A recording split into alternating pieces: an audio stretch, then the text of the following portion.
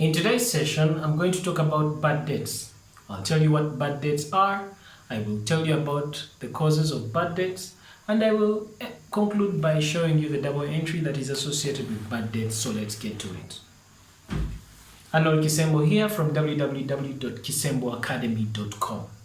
Now, in our day-to-day running of businesses, sometimes we do not deal with cash. Sometimes we have customers that come to our business premises and we offer goods or services on credit.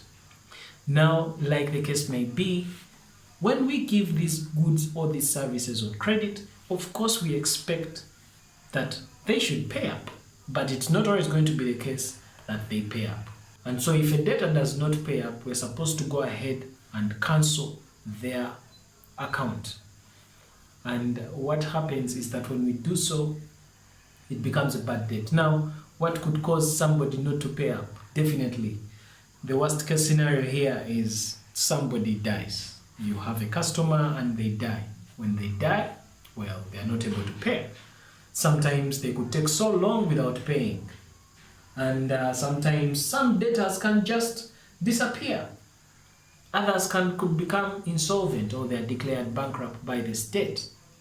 So for whatever reason that this could be, well, those are the reasons why, you might end up considering a bad debt. Of course, by the time you go ahead and consider a debt as bad, it is a combination of factors and past experience that should enable you or that should guide you to reach to that conclusion. So now what happens? What are the accounting entries that we are going to do to recognize a bad debt? In order for us to understand how this accounting entry for recognition of bad debts comes about, I think it's important that we start with how this debt came into existence in the first place. So let's follow through with this narration. So now, a client comes to my premises and I give him goods on credit. When I give him goods on credit, it's going to be two accounts affected. Now there's no cash involved. I've given him goods on credit. So it means I have made a sale. So my sales account is going to increase. So I'll go ahead and credit my sales account with a certain amount because I have made a sale, but it's on credit. Then the double entry, the second item that has been affected will be the debtors account. So I'm going to create a debtors account for this debtor. Let's call this debtor Chankwanzi.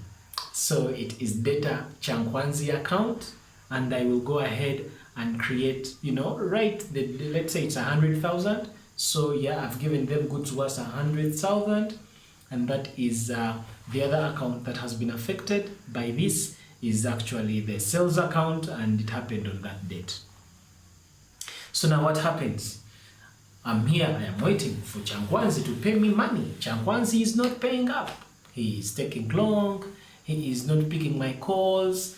He is acting funny. So I start getting signals that Chankwanzi might not pay this debt. So if Chankwanzi is not going to pay this debt, and I have realized that he's not really going to pay this debt, according to the prudency concept, which I introduced in the previous session, I am supposed to anticipate a possible loss, and I recognize it in my books. When I anticipate this possible loss and recognize it in my books, it prevents me from overstating my receivables. When I recognize that this is a bad debt, I'm supposed to go ahead and write it off. So we are still looking at Chankwanzi's account. It has a debit balance of 100,000. That debit balance of 100,000 means that I am expecting 100,000 from Chankwanzi. But I have come to a conclusion that Chankwanzi is not going to pay me.